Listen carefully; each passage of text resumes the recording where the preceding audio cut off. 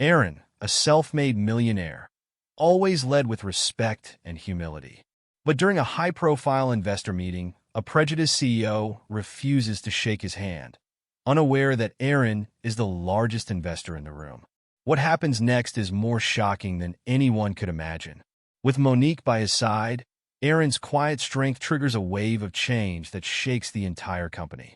Why did such a simple gesture of disrespect lead to dramatic consequences? How did Aaron's dignified response uncover hidden biases and spark a wave of change in the corporate world? Stay tuned to find out. And before we dive in, let us know where you're tuning in from, and if this story of resilience and justice resonates with you. Don't forget to hit that subscribe button. The sleek conference room on the top floor of Bradford Industries buzzed with anticipation.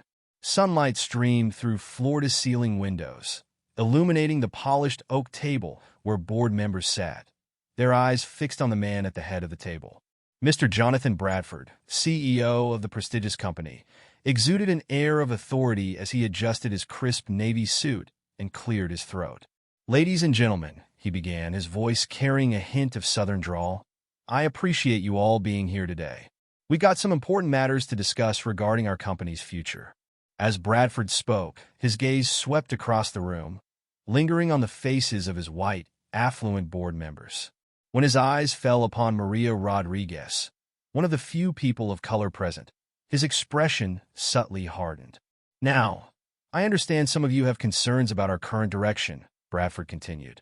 "Ms. Rodriguez, I believe you wanted to present an idea about diversifying our supplier base?" Maria nodded eagerly, straightening in her chair. "Yes, Mr. Bradford. I've done extensive research on—" "I'm sure you have," Bradford interrupted, his tone dismissive. "But I think we need to focus on more pressing issues.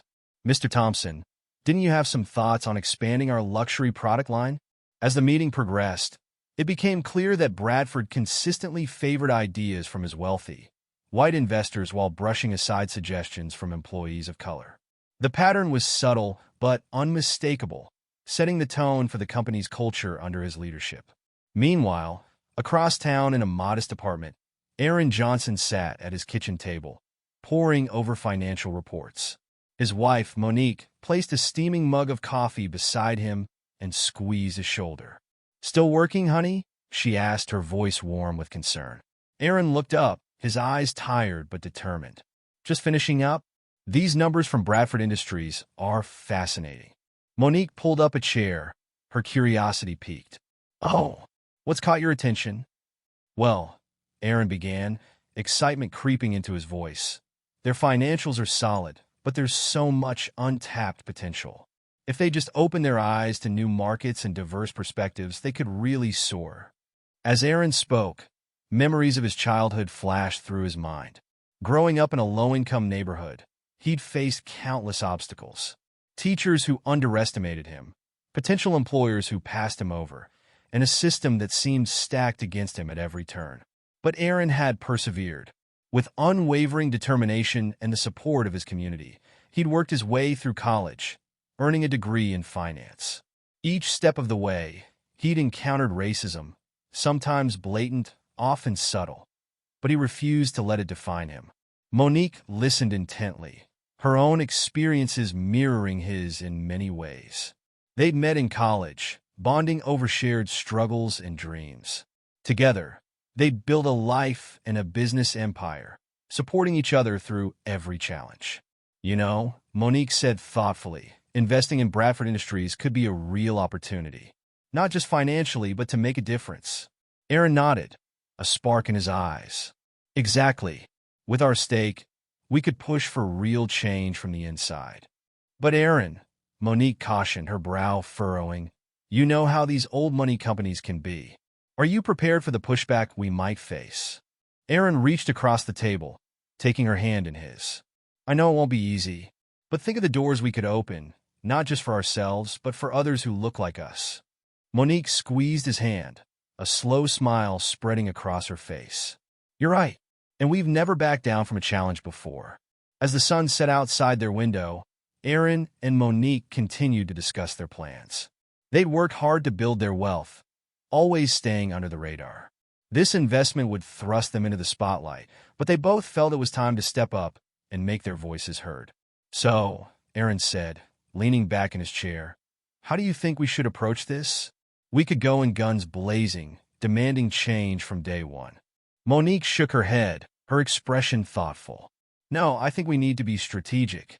Let's observe first, get a feel for the company culture. Then we can decide how best to use our influence." Aaron nodded, admiring his wife's wisdom. "You're right, as usual. We'll start small, maybe attend a few meetings incognito, get a real sense of what we're dealing with." As they continued to plan, Aaron couldn't help but reflect on the long journey that had brought them to this point. He remembered the countless nights spent studying, the odd jobs he'd worked to make ends meet, and the constant struggle to be taken seriously in a world that often judged him by the color of his skin. But through it all, Monique had been his rock. She believed in him when others doubted, pushed him when he felt like giving up, and celebrated every small victory along the way.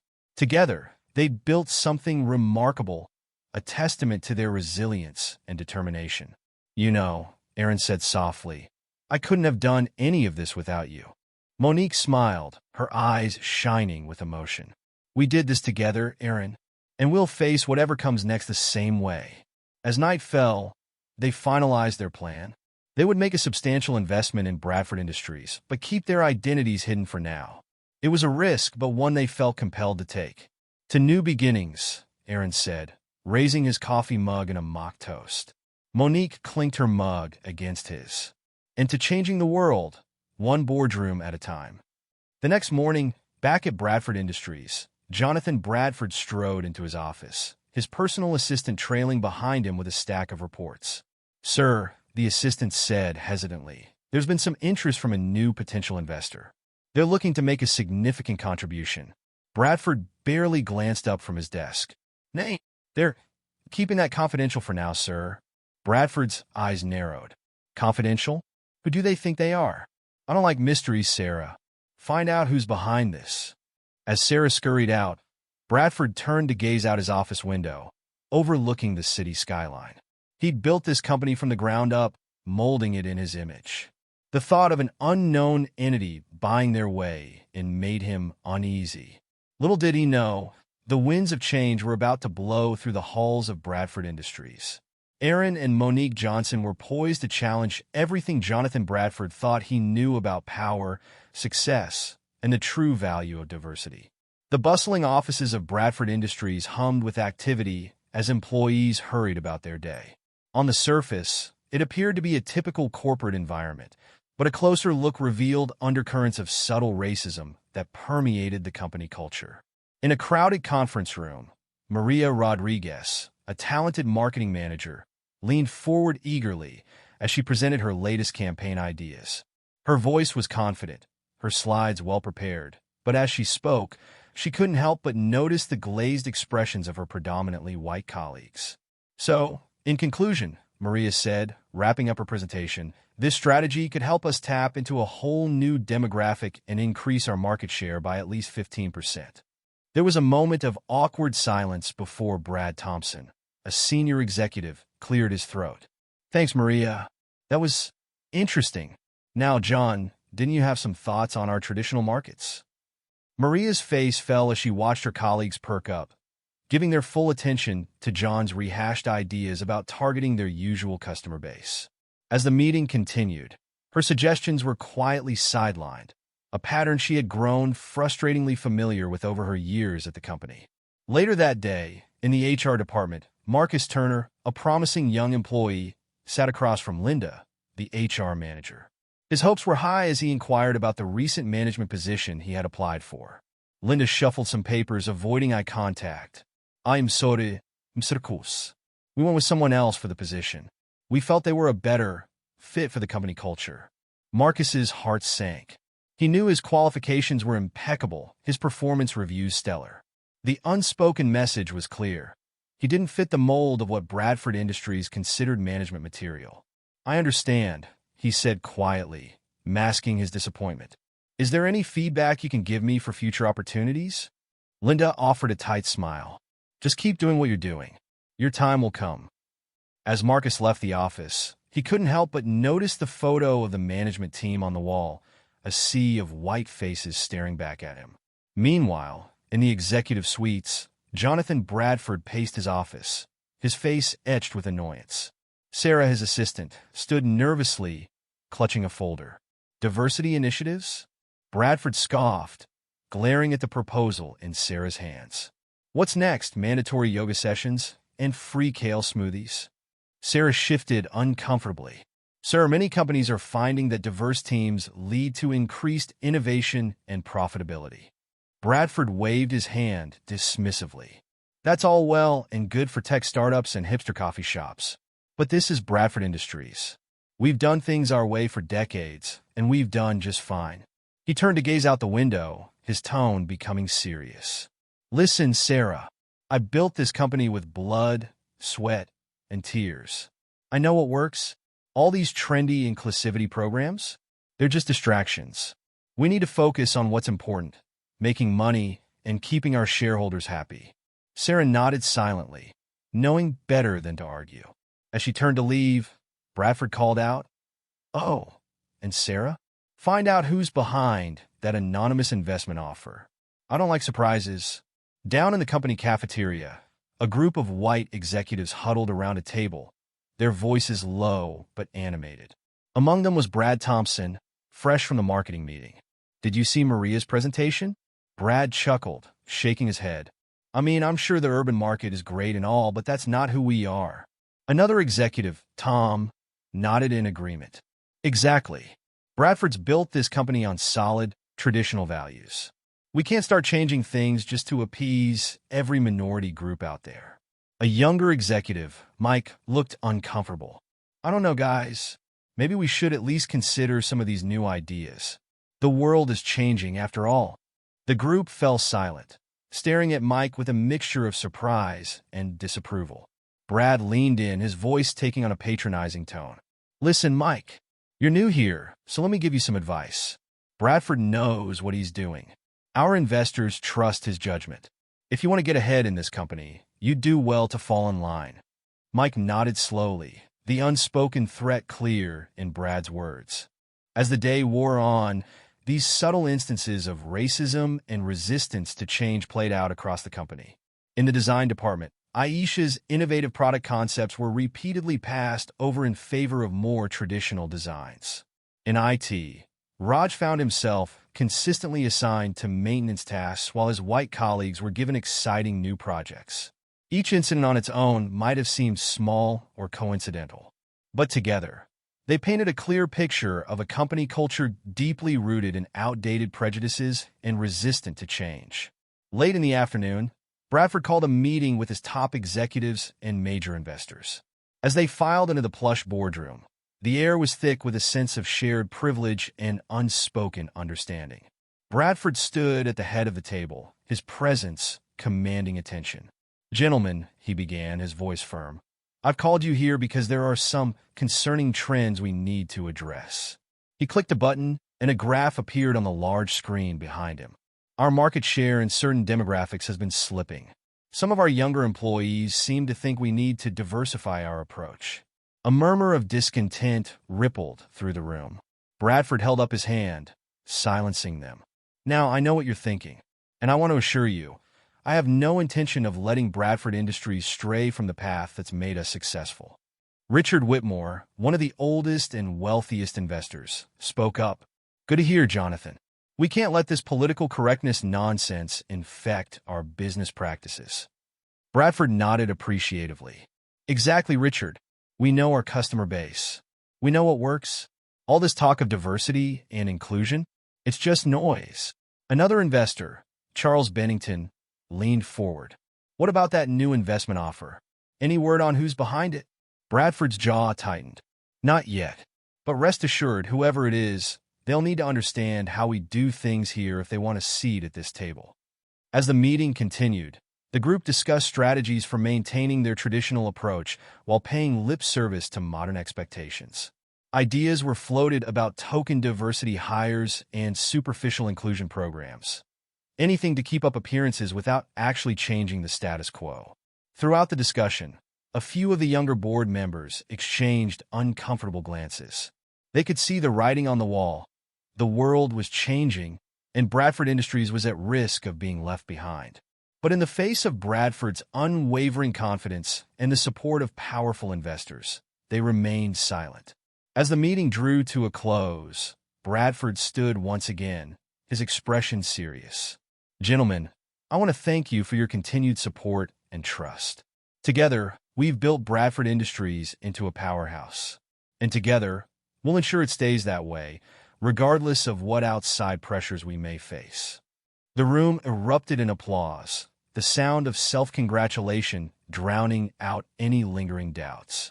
As the executives and investors filed out, patting each other on the back and making dinner plans, the die was cast.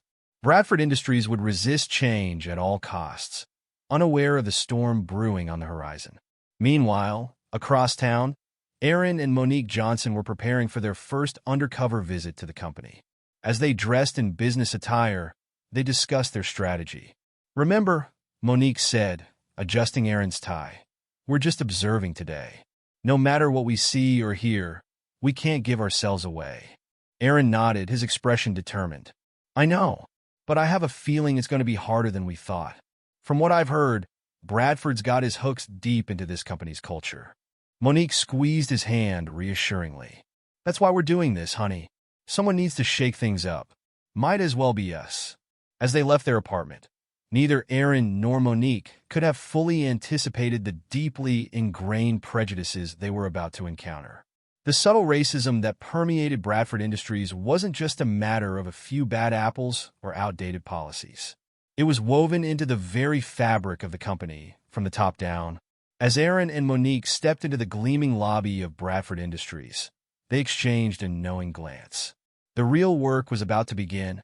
They were ready to challenge the status quo, to push for change from within. But first, they needed to understand exactly what they were up against. Aaron and Monique were posing as consultants brought in to assess company operations. They had arranged this through careful maneuvering and a few well-placed calls, ensuring they would have access to high-level meetings without revealing their true identities. As they sat in on a marketing strategy session, the tension in the room was palpable. Maria Rodriguez, the woman they had overheard the day before, was once again presenting her ideas for expanding into new markets. "As I was saying yesterday," Maria began, her voice steady despite the clear frustration in her eyes, "there's a huge, untapped potential in these emerging markets.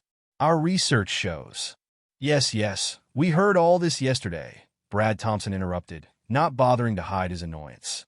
"And as I said then, we need to focus on our core demographic. That's where the real money is." Aaron, unable to stay silent, spoke up. "If I may, I'd be interested in hearing more about these emerging markets. In my experience, diversifying your customer base can lead to significant growth." The room fell silent, all eyes turning to Aaron. Brad Thompson's face darkened with annoyance at the interruption. "And you are?" he asked, his tone barely civil. "Aaron Johnson. My wife Monique and I are consultants brought in to assess company operations," Aaron replied smoothly. Brad's expression shifted slightly, a hint of interest replacing his initial dismissal. "I see. Well, Mr. Johnson, while we appreciate fresh perspectives, I assure you we know our business best. Bradford Industries has a long history of success, and we didn't achieve that by chasing every new trend." Monique leaned forward, her voice calm but firm. "With all due respect, Mr. Thompson, innovation isn't a trend. It's a necessity in today's rapidly changing market. Perhaps it would be beneficial to hear Ms. Rodriguez out." Maria shot Monique a grateful look before continuing her presentation. As she spoke, Aaron and Monique asked insightful questions, drawing out the full potential of her ideas. By the end, even some of the more skeptical team members were showing interest, but Brad Thompson remained unconvinced. As the meeting concluded, he approached Aaron and Monique, his smile not quite reaching his eyes. "I appreciate your enthusiasm, Mr. and Mrs. Johnson, but I think you'll find that Bradford Industries has its own way of doing things. We're not some Silicon Valley startup chasing the latest fads." As Brad walked away, Monique turned to Aaron, her voice low. Did you see how quickly they dismissed Maria's ideas until we spoke up? And even then, Brad was resistant. Aaron nodded as Joss said, I saw, but I also saw the looks on some of the other team members' faces. They're starting to question the status quo. That's a start. Throughout the day, Aaron and Monique attended various meetings and department briefings. In each one, they witnessed similar patterns of subtle discrimination and resistance to new ideas, particularly those coming from employees of color. In an IT strategy session, they watched as Raj, a brilliant programmer, was repeatedly talked over and his suggestions ignored. In finance, they saw how Aisha's innovative cost-saving measures were dismissed without proper consideration. Each time, Aaron and Monique carefully interjected, lending their support to these undervalued voices. And each time, they faced pushback from the established leadership. By the end of the day, they were emotionally drained but more determined than ever. As they debriefed in a quiet corner of the building's cafeteria, Monique voiced her concerns. Aaron, I'm worried. The level of ingrained bias here, it's not just Bradford. It's spread throughout the entire company culture. When we reveal ourselves as investors, the backlash could be severe. Aaron reached across the table, taking Monique's hand in his. I know, honey, but that's exactly why we need to do this. Bradford Industries has the potential to be a leader in their industry. With our influence, we can push for real, meaningful change. Monique squeezed his hand, a small smile breaking through her concern. You're right. It won't be easy, but nothing worthwhile ever is. So, what's our next move? Before Aaron could respond, they overheard a conversation from a nearby table. Two executives were discussing the upcoming investor meeting. Did you hear about this mystery investor? One asked. Apparently, they bought a significant stake in the company. Yeah, the other replied, lowering his voice. Bradford's in a tizzy about it. He hates not knowing who he's dealing with. Aaron and Monique exchanged a look, a mix of anticipation and apprehension in their eyes. The stage was set for their big reveal, but the reaction was far from certain. As they left Bradford Industries that evening, they were acutely aware of the challenge that lay ahead. They had witnessed firsthand the deep-seated biases and resistance to change that permeated the company. But they had also seen glimmers of hope, employees with fresh ideas and open minds, eager for a chance to be heard. We can do this, Aaron said as they walked to their car. It won't be easy, and it won't happen overnight. But we can make a difference here. Monique nodded, her determination matching his. You're right. Bradford Industries needs a wake-up call, and we're just the ones to deliver it. As they drove home, they began to formulate their strategy for the upcoming investor meeting. They knew that revealing themselves would be a shock to Bradford and his old guard. But they also knew that shock might be exactly what was needed to shake up the status quo. The next few days were a whirlwind of preparation. Aaron and Monique pored over company reports, market analyses, and employee data. They crafted a comprehensive plan for steering Bradford Industries towards a more inclusive and innovative future. On the morning of the investor meeting, they stood in front of their mirror, adjusting each other's attire one last time. Ready for this? Aaron asked, meeting Monique's eyes in the reflection. Monique took a deep breath, then smiled. Ready as I'll ever be. Let's go make some waves. As they headed out, they knew they were walking into a storm. But they also knew that sometimes a storm was exactly what was needed to clear the air and make way for something new and better. Little did Jonathan Bradford know, but the anonymous investors he had been so wary of were about to turn his world upside down. The winds of change were blowing, and Bradford Industries would never be the same again. The morning of the big investor meeting dawned bright and clear, but inside Bradford Industries, tension hung thick in the air. Jonathan Bradford paced his office, his normally confident demeanor tinged with anxiety. The mysterious new investor who had acquired a significant stake in the company was set to be revealed today, and Bradford hated surprises. Sarah, he barked, summoning his assistant. Is everything ready for the meeting? Sarah hurried in, clutching a tablet. Yes, Mr. Bradford. The conference room is prepared, refreshments are ordered, and all the other investors have confirmed their attendance. Bradford nodded tersely. Good. And any word on our mystery guest? Sarah shook her head. Nothing concrete, sir. But rumors are flying. Some say it's a tech mogul looking to diversify. Others think it might be a foreign investment group. Bradford's frown deepened. Well, whoever it is, they'll need to understand how we do things here. Bradford Industries isn't changing for anyone. As the morning wore on, the company's top executives and board members began to arrive. The atmosphere was one of nervous excitement. In the large conference room, last-minute preparations were underway. Sleek presentations were queued up on the massive screen, showing off the company's impressive financial performance and future projections. Bradford stood at the head of the long mahogany table, greeting each arrival with a firm handshake and a practiced smile. "Richard, good to see you," he said warmly to one of the oldest investors. "Charles, looking well as always," to another. The room gradually filled with men in expensive suits, their chatter a mix of golf scores and stock prices. Bradford's confidence grew with each familiar face. These were his people, the old guard of the business world. Whatever young upstart had bought into the company, they'd soon learn the pecking order. Meanwhile, in the lobby, Aaron and Monique Johnson stepped through the revolving doors, their hearts racing with anticipation. They were dressed impeccably, Aaron in a crisp charcoal suit, Monique in a tailored navy pantsuit. They looked every inch the powerful investors they were. Yet as they approached the reception desk, they were met with the same dismissive attitude they'd encountered on their previous visits. The receptionist, the same blonde woman from before, barely glanced up from her computer. "May I help you?" she asked, her tone suggesting she'd rather not. "Yes," Aaron replied calmly. "We're here for the investor meeting." The receptionist's eyebrows rose skeptically. "The investor meeting? I think you must be mistaken. That's a closed meeting for major shareholders only." Monique stepped forward, her voice level but firm. "We're quite aware of what the meeting is for." Aaron and Monique Johnson. The receptionist's eyes widened slightly. "Oh, I see. My apologies. Please go right in." The meeting is in the main conference room on the top floor. As they walked toward the elevators, Monique squeezed Aaron's hand. "Ready for this?" she whispered. Aaron nodded, his expression determined.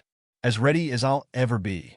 Remember, no matter what happens in there, we're doing this for all the Maria Rodriguez's and Raj Patels who deserve a fair shot." The elevator ride to the top floor seemed to take an eternity. When the doors finally opened, they were met with the bustling sounds of the ongoing meeting. Taking a deep breath, they stepped into the conference room.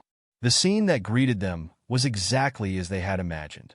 Jonathan Bradford stood at the head of the table, mid-conversation with a group of older white men. The room was a sea of gray hair and pale faces, with hardly a person of color in sight. For a moment, no one seemed to notice their entrance. Aaron and Monique exchanged a glance. Then Aaron cleared his throat. "Excuse me," he said, his voice carrying across the room. "I believe we're expected." The chatter died down as all eyes turned to the newcomers. Bradford's smile faltered for a moment before he recovered, making his way around the table. "Ah, yes," he said, his tone uncertain. "You must be—" "I'm sorry, I didn't catch your names." "Aaron and Monique Johnson," Aaron replied, extending his hand. Bradford's eyes narrowed slightly, darting between Aaron and Monique. His gaze lingered on their faces, then their attire, as if trying to place them. "Johnson? Johnson? I'm not familiar with your firm. Which company did you say you were with?" Aaron's smile didn't waver. "We're not with a firm, Mr. Bradford. We're individual investors." Bradford's face went through a rapid series of emotions: confusion, disbelief, and then something darker. He looked at Aaron's still extended hand, then back at his face. In that moment, Bradford made a decision that would change the course of Bradford Industries forever. Instead of taking Aaron's hand, he turned slightly, addressing the room at large. "Well, let's get this meeting started, shall we? I'm sure we all have busy schedules." The dismissal was clear. Aaron's hand hung in the air for a moment before he slowly lowered it. Monique's sharp intake of breath was audible in the suddenly silent room. Bradford moved back toward his seat, muttering under his breath, "Probably some diversity, higher quota nonsense." The words were quiet, but in the tense atmosphere, they carried. Aaron's jaw tightened, but he remained calm. Monique, however, couldn't hide the hurt and anger that flashed across her face. As Bradford reached his chair, One of the board members, an older gentleman named Walter Hayes, leaned in close. "Jonathan," he whispered urgently, "do you realize who they are? The Johnsons are the ones who bought the controlling stake. They're our biggest investors now." The color drained from Bradford's face as the magnitude of his mistake hit him. As the tension in the conference room reached its peak, Aaron Johnson's mind drifted back to his childhood.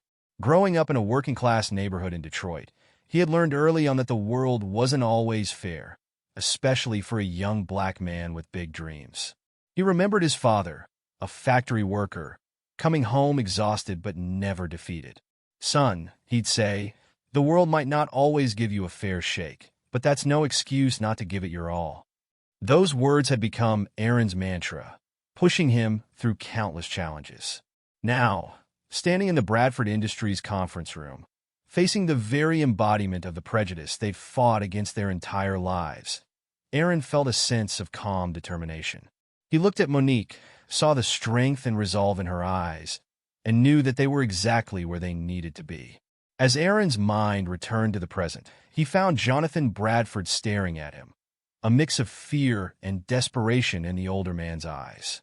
The room was still thick with tension, the other board members and investors shifting uncomfortably in their seats.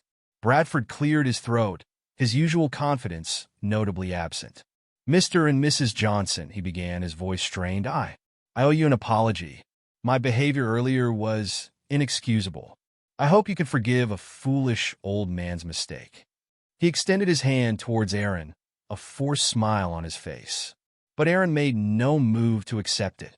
Instead, he regarded Bradford coolly, allowing the weight of the moment to sink in.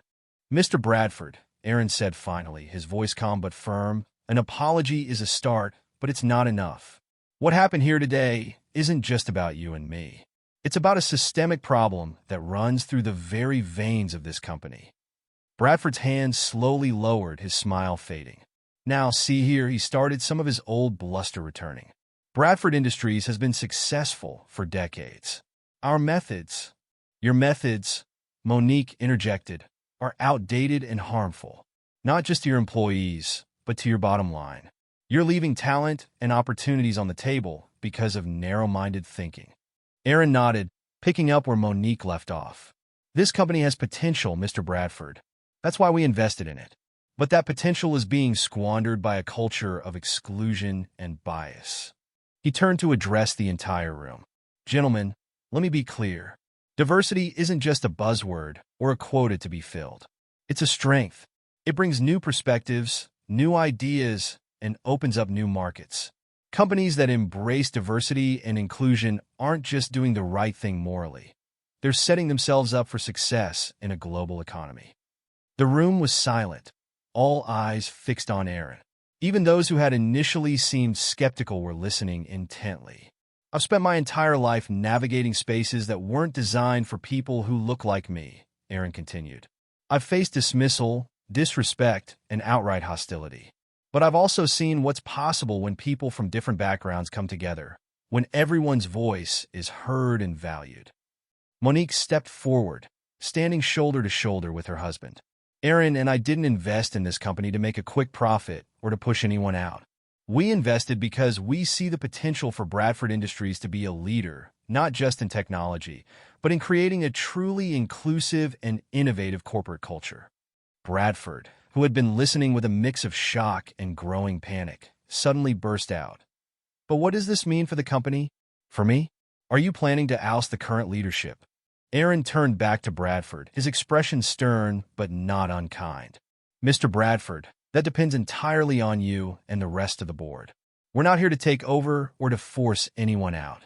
We're here to institute necessary changes. The question is, are you willing to be part of that change?" Bradford's face paled. "Changes? What kind of changes?" "For starters," Monique said, "a comprehensive review of your hiring and promotion practices. We want to see a clear path for talented employees of all backgrounds to advance within the company." Aaron nodded. "We'll also be looking at your product development pipeline. Are you considering diverse perspectives in your design and marketing processes? Are you exploring markets that you might be overlooking due to unconscious biases?" Bradford sputtered. But that could take years. It could completely upend how we do business. Exactly, Aaron said firmly. Mr. Bradford, the world is changing. Companies that don't adapt will be left behind. We're offering Bradford Industries a chance to be at the forefront of that change. Bradford slumped in his chair, the fight seeming to go out of him. And if I refuse? If the board refuses? Aaron's expression was unyielding. As majority shareholders, we have the power to make these changes with or without your cooperation. But I hope it doesn't come to that. Change is always easier when everyone is on board. A tense silence fell over the room. The other board members exchanged nervous glances, the implications of Aaron's words sinking in. Bradford looked like a man watching his world crumble around him. Finally, Walter Hayes, the board member who had earlier pointed out Bradford's mistake, spoke up. I think, he said slowly, that we would be foolish not to at least consider what Mr. and Mrs. Johnson are proposing. The business landscape is indeed changing, and Bradford Industries needs to change with it if we want to remain competitive. A murmur of agreement rippled through the room. Bradford looked around desperately, but it was clear he was losing support by the minute. Now, wait just a minute, Bradford said, a note of panic in his voice. Surely we can come to some sort of compromise. Mr. Johnson, what if we set up a diversity committee? Or maybe we could make a sizable donation to a charity of your choice. Aaron shook his head. Mr. Bradford, this isn't about appeasing us or checking a box. This is about fundamental change in how this company operates. It's about creating an environment where incidents like what happened today never occur again, where every employee feels valued and heard, and where innovation can flourish without being stifled by outdated biases. Bradford's shoulders sagged in defeat. So what happens now? He asked, his voice small. Aaron looked around the room, meeting the eyes of each board member in turn. Now we get to work. We'll need full cooperation and transparency from everyone in this room. We'll be bringing in external consultants to assess the current state of the company and to help implement necessary changes.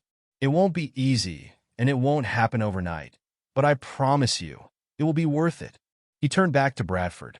Mr. Bradford, you built this company from the ground up. You have valuable experience and knowledge. If you're willing to open your mind and be part of this transformation, there's still a place for you here.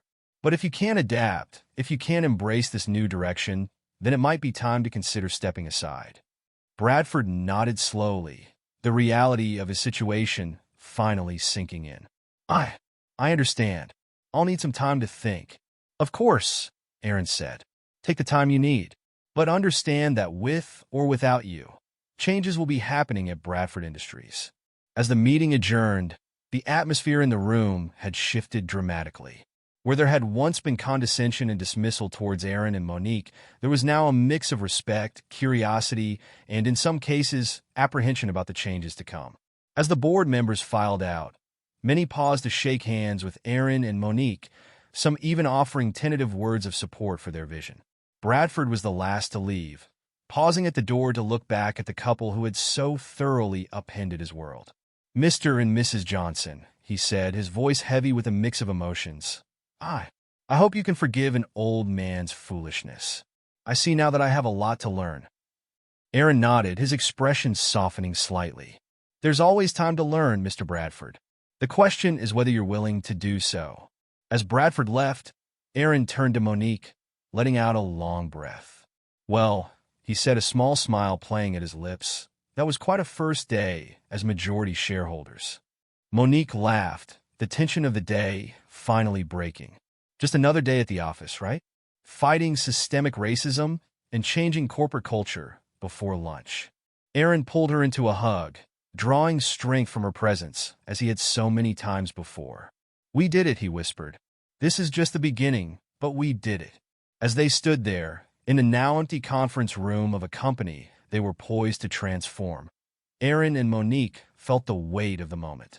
They had faced down prejudice and dismissal, just as they had so many times in their lives.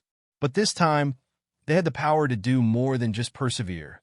They had the power to create real, lasting change. The road ahead would be challenging, filled with resistance and setbacks. But as they looked at each other, they knew they were ready. Together, They would transform Bradford Industries, and in doing so, they hoped to set an example for the entire corporate world. The winds of change were blowing, and Aaron and Monique Johnson were at the helm, steering towards a more inclusive and innovative future. In the weeks following the dramatic board meeting, Bradford Industries was abuzz with activity and tension.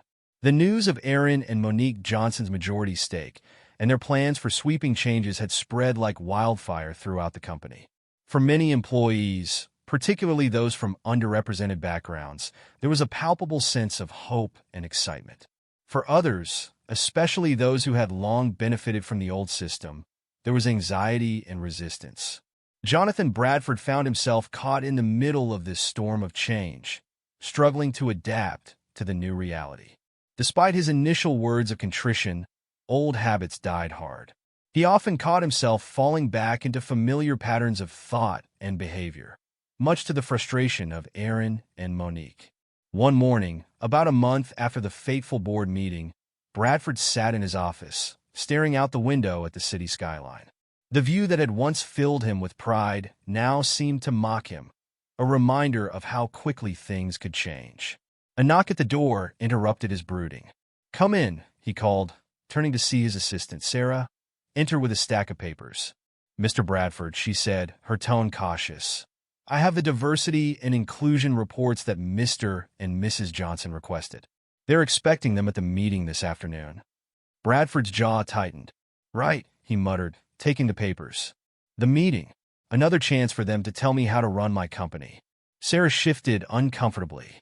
"Sir, if I may, the Johnsons have been making some positive changes. Morale is up in several departments, and we've seen an uptick in innovative ideas coming from teams that were previously overlooked." Bradford waved his hand dismissively. "Innovation? Bah! We were plenty innovative before they came along. This is all just disruption for disruption's sake." As Sarah left, closing the door behind her, Bradford thumbed through the reports. The pages were filled with statistics and recommendations that made his head spin. Diversity targets, inclusion initiatives, unconscious bias training. It all seemed so foreign to the way he'd always done business. Meanwhile, in another part of the building, Aaron and Monique were meeting with Maria Rodriguez, who had recently been promoted to head of the newly formed Innovation and Diversity Outreach Department. "The response has been overwhelming," Maria was saying, her eyes shining with enthusiasm. "We've received so many ideas from employees who previously felt their voices weren't heard. And our new mentorship program is already showing promising results." Aaron nodded, a smile playing at his lips. "That's excellent news, Maria. You've done an outstanding job getting these initiatives off the ground." Monique leaned forward, her expression thoughtful. "Have you encountered any resistance? We know change can be difficult, especially in a company with such an entrenched culture." Maria's smile faltered slightly. "There has been some pushback, particularly from some of the older executives. And Mr. Bradford, well, he's been less than enthusiastic about some of our proposals." Aaron and Monique exchanged a glance. They had hoped Bradford would come around, that he would see the benefits of the changes they were implementing. But it was becoming increasingly clear that the old CEO was struggling to let go of his outdated mindset. As the afternoon meeting approached, tension built throughout the company. Employees gathered in small groups, whispering about the rumored clash between the old guard and the new investors. Some took bets on whether Bradford would finally embrace the changes or if he would make a final stand against the new direction of the company. In the conference room, Aaron and Monique sat at the head of the table, a reversal of positions from their first meeting. As the board members filed in, the couple could feel the nervous energy in the room. Bradford was the last to enter, his face set in a grim expression. "Thank you all for coming," Aaron began once everyone was seated. "We've made significant progress over the past month, but there's still much work to be done. We'll start with a report from Maria on the new initiatives, then move on to Dash." "Enough!" Bradford suddenly burst out, slamming his hand on the table. All eyes turned to him in shock. "I've sat by and watched you dismantle everything I've built, but I can't do it anymore." Aaron tried to maintain his calm demeanor. "Mr. Bradford, no one is dismantling anything. We're improving, adapting to Dash." "Improving?" Bradford scoffed. "You call this improving? We're wasting time and resources on feel-good initiatives while our competitors are leaving us in the dust. This company thrived for decades under my leadership, and now you're throwing it all away for some misguided notion of inclusivity." The room fell silent, the tension palpable. Monique leaned forward, her voice steady but firm. "Mr. Bradford, I understand this is difficult for you. Change always is. But the numbers don't lie. Our new initiatives are already showing positive results. Employee satisfaction is up, we're seeing an increase in innovative ideas, and our market share in previously untapped demographics is growing." Bradford shook his head vehemently. "Numbers can be manipulated. This is all just smoke and mirrors. You're running my company into the ground, and I won't stand for it any longer." Aaron's expression hardened. "Your company, Mr. Bradford? I think you're forgetting who the majority shareholders are now. We've tried to work with you, to bring you along on this journey of transformation. But if you can't adapt, if you can't see the value in what we're doing, then maybe it's time for you to step aside." The words hung in the air, heavy with finality. Bradford looked around the room, seeking support from the board members he'd worked with for years. But he found only averted gazes and uncomfortable silence. In that moment, he realized he was alone. "Fine," Bradford said, his voice low and bitter. "If this is how it's going to be, I'll resign. But mark my words, you'll regret this. This company will crumble without me." With that, Bradford stormed out of the room, leaving a stunned silence in his wake. Aaron and Monique exchanged a look of mixed relief and concern. They had hoped it wouldn't come to this, but they also knew that Bradford's resistance was holding the company back from reaching its full potential.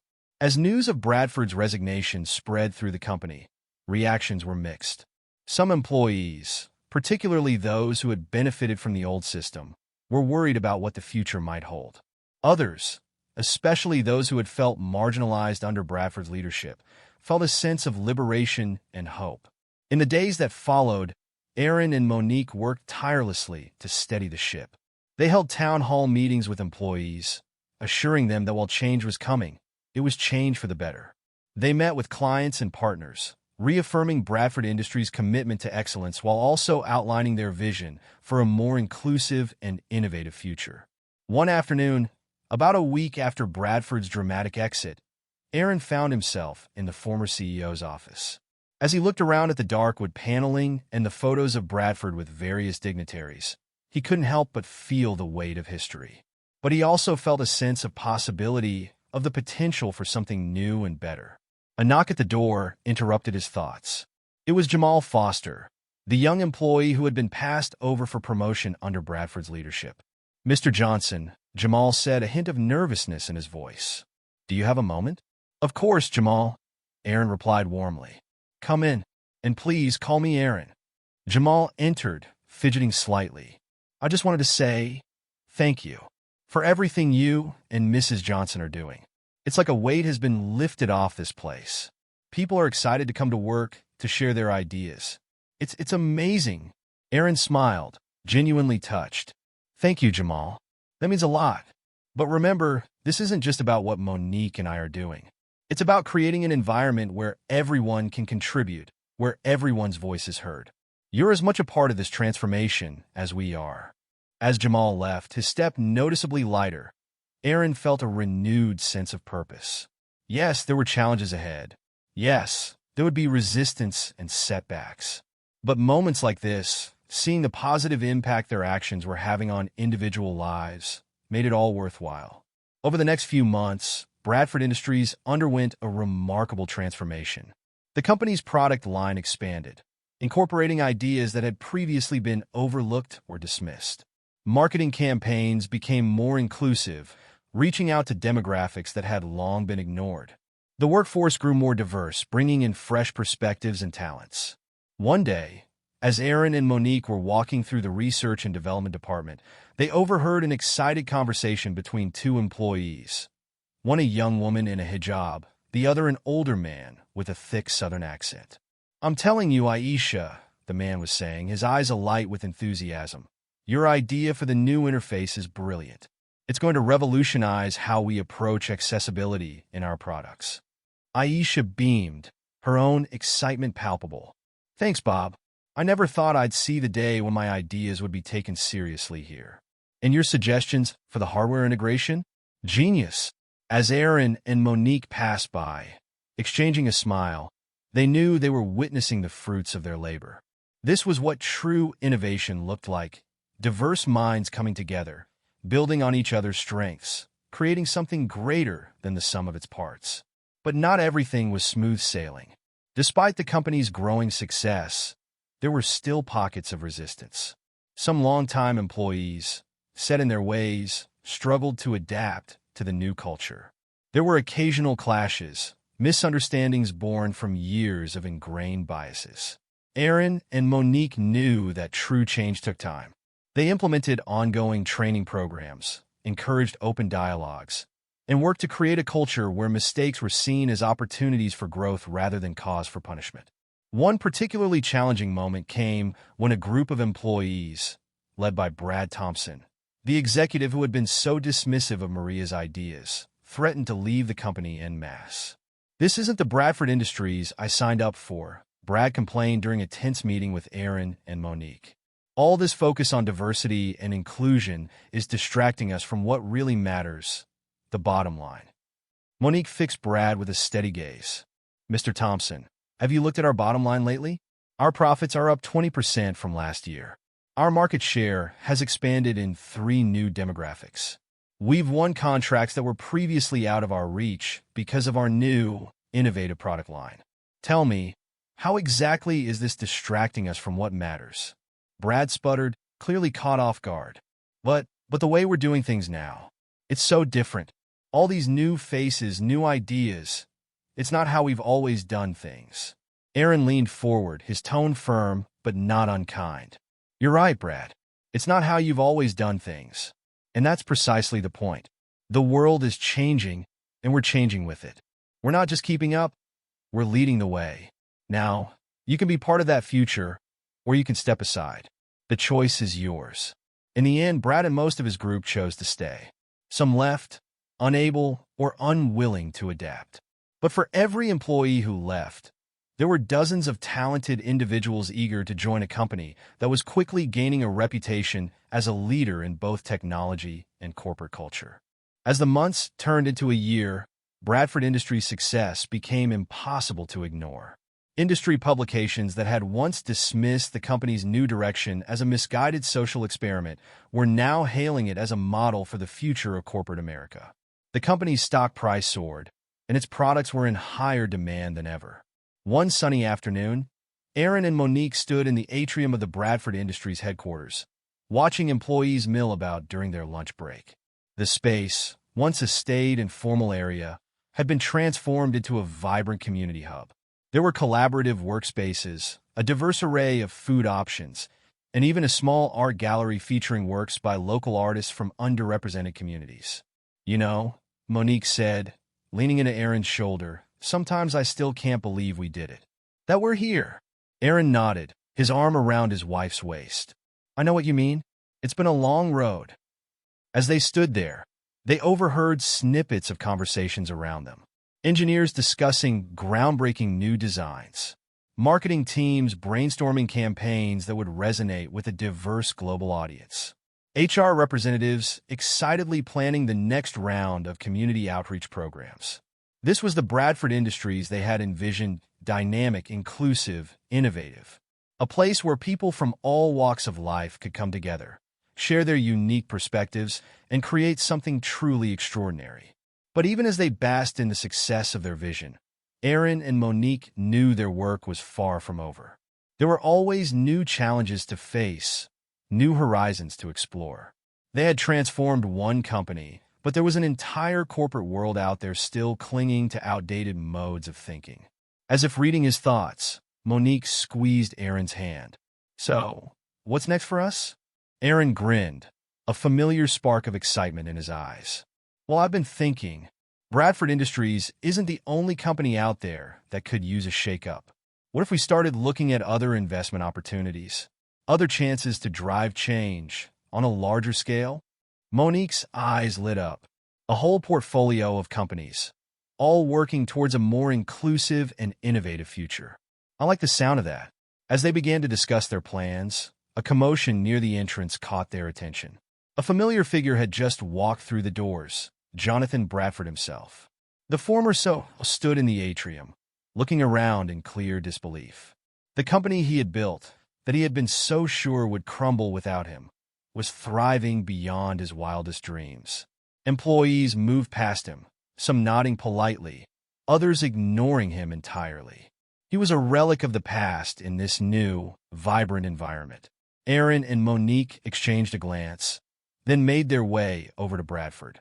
As they approached, they could see the conflicting emotions playing across his face: anger, regret, and perhaps a hint of grudging admiration. "Mr. Bradford," Aaron said, extending his hand. "This is a surprise." Bradford hesitated for a moment before shaking Aaron's hand. "Mr. Johnson." "Mrs. Johnson." I had to see it for myself. I've been hearing things, reading about the company's success. I didn't want to believe it." Monique's voice was gentle but firm. "Believe it, Mr. Bradford. This is what happens when you tap into the full potential of your workforce.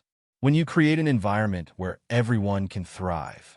Bradford nodded slowly, his eyes taking in the bustling atrium. "I see that now. I was wrong about a lot of things." The admission clearly cost him, but there was a sense of release in his voice, as if a great weight had been lifted from his shoulders. Aaron placed a hand on Bradford's shoulder. "It takes a big person to admit when they're wrong, Mr. Bradford. Thank you for that. Would you like a tour? See all the changes we've made?" Bradford hesitated, then nodded. "I'd like that, yes." As they led Bradford through the transformed company, explaining the new initiatives and introducing him to key team members, Aaron and Monique could see the old man's perspective shifting.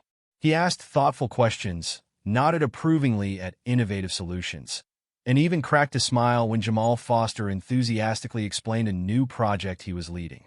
By the end of the tour, Bradford's entire demeanor had changed. The bitterness and resentment seemed to have melted away, replaced by a mix of wistfulness and cautious optimism. "You've done good here," he said finally, as they stood once again in the atrium. "Better than I ever could have. I see that now." Aaron and Monique exchanged a smile. "Thank you, Mr. Bradford," Aaron said. "That means a lot coming from you." As Bradford turned to leave, he paused, looking back at the couple who had so thoroughly upended his world, and in doing so, had elevated his life's work to heights he never could have imagined. "You know," he said, a hint of his old spark returning to his eyes, "I've been thinking. All this talk of diversity and inclusion, well, it got me wondering. There are a lot of small businesses out there, run by folks who look like me, who are struggling to adapt to this new world. Maybe I could help them, share what I've learned, help them avoid the mistakes I made." Monique's face lit up. "Mr. Bradford, that's a wonderful idea. Your experience could be invaluable to those businesses." Bradford nodded, a small smile playing at his lips. "Well, I suppose you can teach an old dog new tricks after all. Thank you, both of you, for everything." As they watched Bradford leave, Aaron and Monique felt a sense of completion. They had not only transformed a company, but had also, in some small way, transformed a man. It was a powerful reminder of the ripple effects of their work, how change in one place could spread outward in unexpected ways. That evening, as they sat in their home office, planning their next moves, Aaron paused, looking at Monique with a mix of love and admiration. "You know," he said, his voice soft with emotion, "we've come a long way from that little apartment where we first dreamed all this up." Monique smiled, reaching out to take his hand. "We have, but in many ways, we're still those same dreamers, aren't we? Still fighting for what we believe in, still pushing for change." Aaron nodded, squeezing her hand. "You're right. And now we have the means to make an even bigger impact. But I have to ask, are you ready for what comes next? It won't be easy, taking on more companies, facing more resistance." Monique's eyes sparkled with determination. "When has easy ever been our goal? We're changing the world, one boardroom at a time. I'm more than ready." As they continued their planning late into the night, news of Bradford Industries' success was spreading far beyond the company itself. Industry analysts were taking note, and other corporations were starting to pay attention to the dramatic turnaround. One morning, a few weeks later, Aaron and Monique found themselves in the green room of a major news network, preparing for a live interview. The producer, a young woman with a clipboard, poked her head in. "Mr. and Mrs. Johnson, we're ready for you in 5 minutes." As they followed her to the studio, Aaron felt a flutter of nerves. This wasn't just about Bradford Industries anymore. This interview could be the start of something much bigger. The lights were bright as they took their seats across from the interviewer, a well-known business journalist named David Chun. "Welcome, Mr. and Mrs. Johnson," David began as the cameras rolled. "Your work at Bradford Industries has been making waves in the business world. Can you tell us a bit about your approach?" Aaron leaned forward slightly. "Thank you, David. Our approach is simple, really. We believe that diversity and inclusion aren't just moral imperatives. They're good business. When you create an environment where everyone feels valued and heard, where different perspectives are not just tolerated but actively sought out, innovation flourishes." Monique nodded, picking up the thread. "Exactly. Too many companies see diversity initiatives as a checkbox to tick, or worse, as a burden. We see it as an opportunity to tap into new markets, to bring fresh ideas to the table, to create products and services that truly meet the needs of a diverse global population." David looked intrigued. "But surely it's not that simple.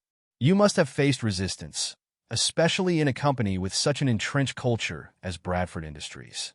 "Oh, absolutely," Aaron agreed.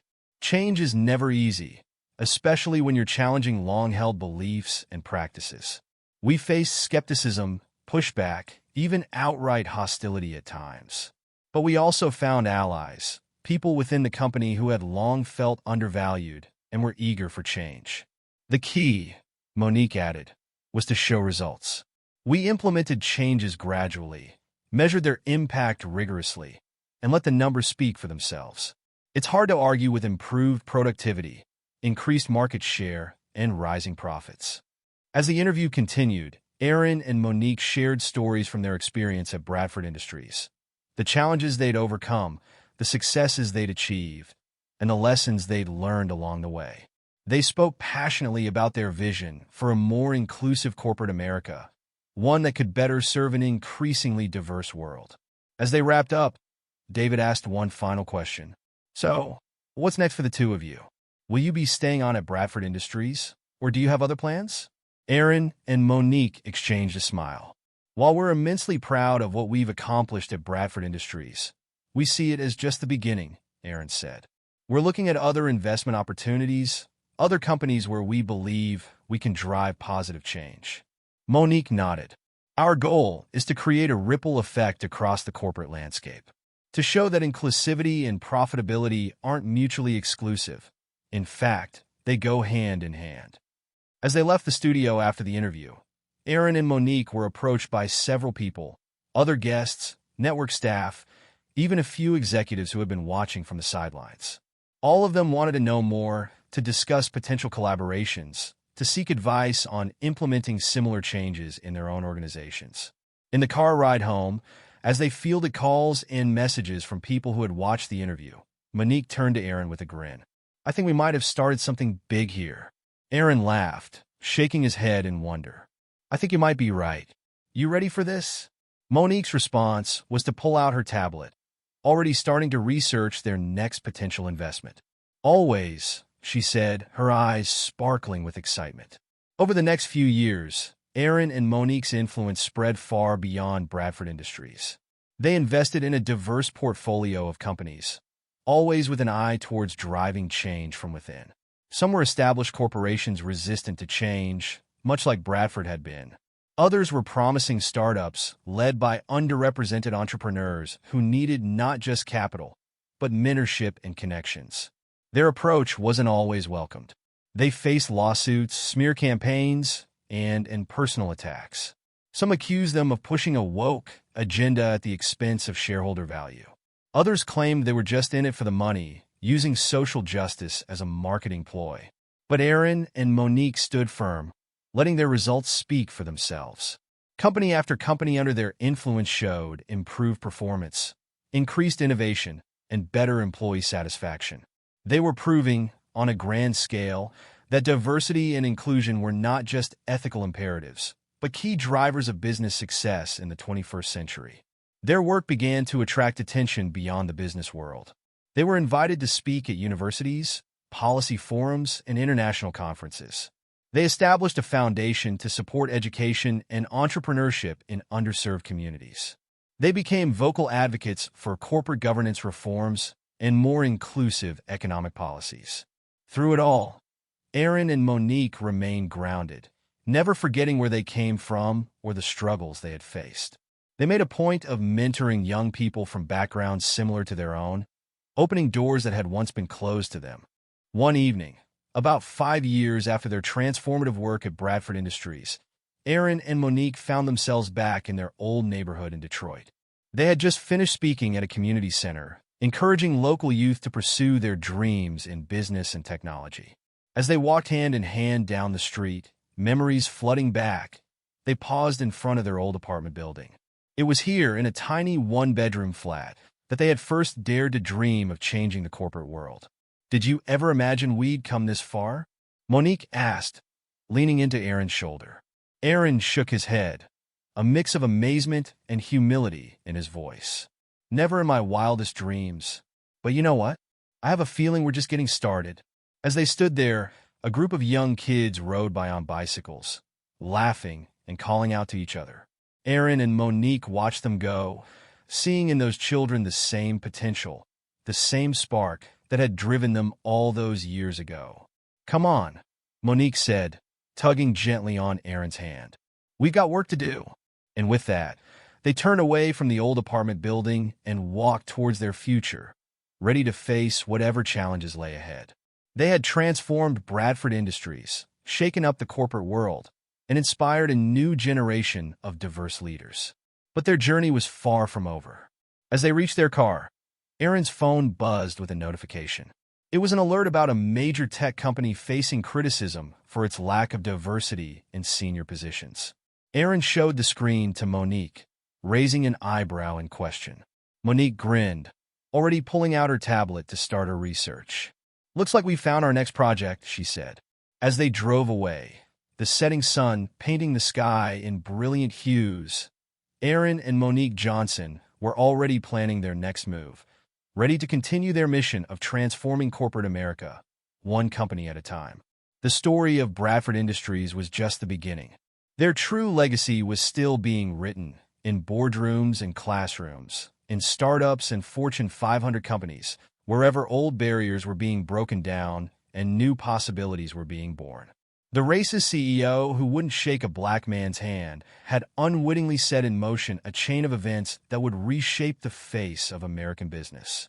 And Aaron and Monique Johnson were leading the charge, their hands firmly clasped together, their eyes fixed on a more inclusive and innovative future. Aaron's journey of humility and quiet strength led to an extraordinary transformation, not just for himself, but for the company and everyone who hears his story. His dignified response to an act of blatant disrespect, with Monique standing by his side, sparked a wave of change that revealed the true power of respect and standing up for what's right. If Aaron and Monique's story resonated with you, be sure to subscribe for more inspiring stories of resilience and justice. And before you go, we'd love to hear your thoughts. How do you think you would have handled the situation if you were in Aaron's shoes? Share your thoughts in the comments below.